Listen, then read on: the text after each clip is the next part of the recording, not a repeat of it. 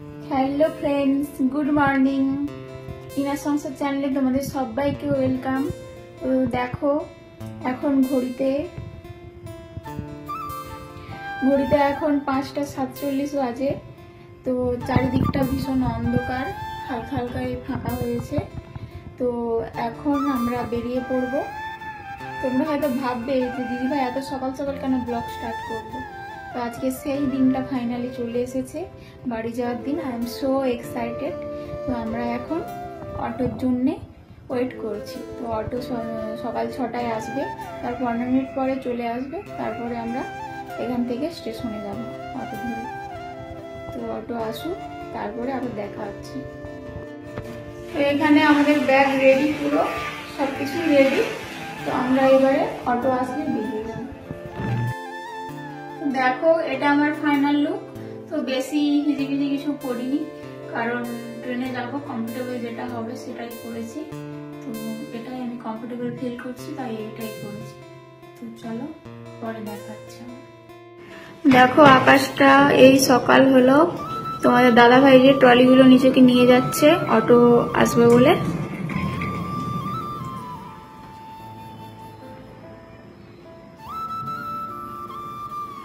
দেখছে যে অটো আসছে নাকি, আসেনি। তো দেখো, গেট লক করছে তোমাদের দাদা ভাই। তো কিছুদিনের জন্য এই রুমটাকে আমি মিস করব। তো এখন বাই, এই রুমটাকে বাই বাই করে যাওয়ার পালা।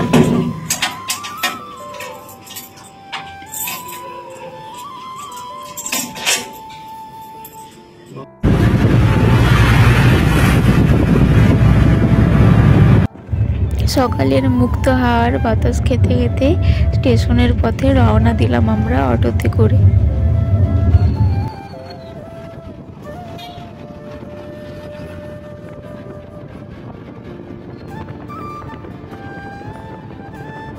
তারপরে আমরা পৌঁছে গেলাম স্টেশনে। এখান থেকে লোকাল ট্রেন ধরে এসএনবিটি স্টেশনে আমরা পৌঁছাবো।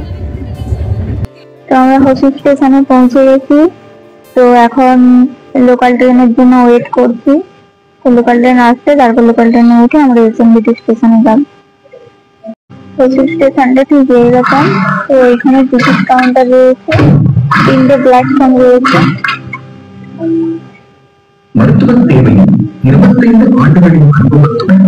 তো 7:30টার সময় আমরা লোকাল ট্রেনে উঠলাম।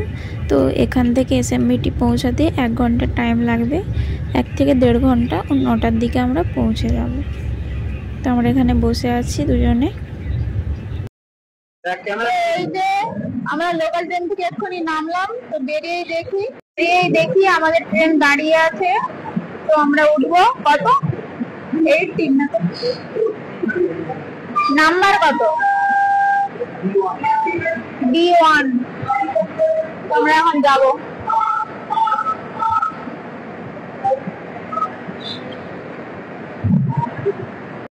তো আমরা ট্রেনে উঠে বসে পড়েছি দুজনের সিটে। তো এখন এমনি বসে আছি। তো তারপরে যে যার জায়গায় যে যার চলে যাব ট্রেনটা ছাড়লে। তো আমরা বসে আছি। তো তার সকাল বাড়ি থেকে আমরা ব্রেকফাস্ট করেই এসেছিলাম। ট্রেনে উঠে একটু চিড়ে ভাজা খেয়েছিলাম। তো আর কিছুই খাওয়া হয়নি, একদম দুপুরের লাঞ্চ। তো আমরা দুজনে ট্রেনে বসে বসে বাইরের দৃশ্য উপভোগ করছিলাম। এতটাই সুন্দর ছিল যে মনটা জুড়িয়ে যাচ্ছিল।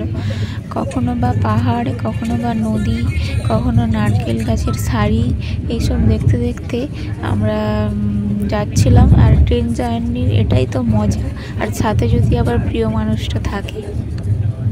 আমাদের সাথে তোমরাও উপভোগ করো এই সুন্দর দৃশ্যগুলো।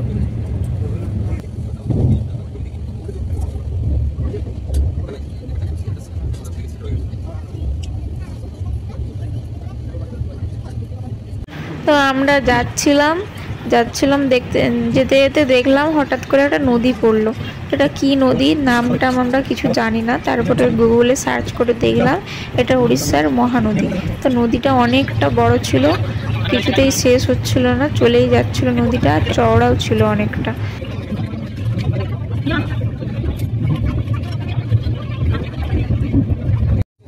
তোমরা তো সবাই জানো যে উড়িষ্যাতে চিল্কা হ্রদ আছে।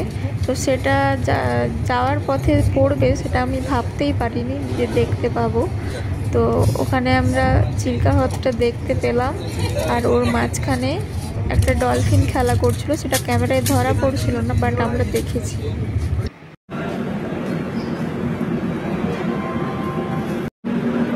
স্টেশন থেকে নামলাম, তো বাইরে গাড়ি ওয়েট করছে, তো আমরা এবারে বাড়ির কাছে যাব, তারপরে বাড়ি। তো আমরা গাড়িতে উঠে পড়েছি বাড়ি যাওয়ার জন্যে। তো এখন বাড়িতে পৌঁছানোর অপেক্ষা, 1 ঘন্টা লাগবে বাড়ি পৌঁছাতে, তারপর দেখা হচ্ছে। মিনিট পরে বাড়িতে এসে পৌঁছে গেছি। তো বাড়িতে এসে আর কন্টিনিউ ভিডিওটা করা হয়নি, কারণ অনেকদিন পর বাড়ি এসেছি, তো আনন্দে মানে ভিডিওর কথা ভুলেই গেছি যে আমি ব্লগ করি বা ভিডিও বানাই। তো তারপরে আমি এসে স্নান টান করে ফ্রেশ হয়ে খাওয়া দাওয়া করে এখন রাত্রিবেলা ঘুমাবো। তো এখন মনে পড়লো, তো সেই জন্য তোমাদেরকে ভিডিওর এন্ডিং দিতে আসলাম। তো শাড়ি জামা কাপড় যা যা এনেছিলাম সব কিছু দেখিনি হলো, মা বাবাকে দেওয়া হলো।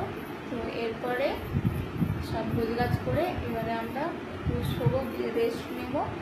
তো আজকের মতো ভিডিওটা এখানেই, বাই। যদি ভিডিওটি ভালো লাগে অবশ্যই একটি লাইক, কমেন্ট, ফ্রেন্ড ফ্যামিলির মধ্যে শেয়ার করে দিও, আর আমার চ্যানেলটি সাবস্ক্রাইব করে পাশে থাকো। বাই, আবার দেখা হচ্ছে নতুন একটি ভিডিও।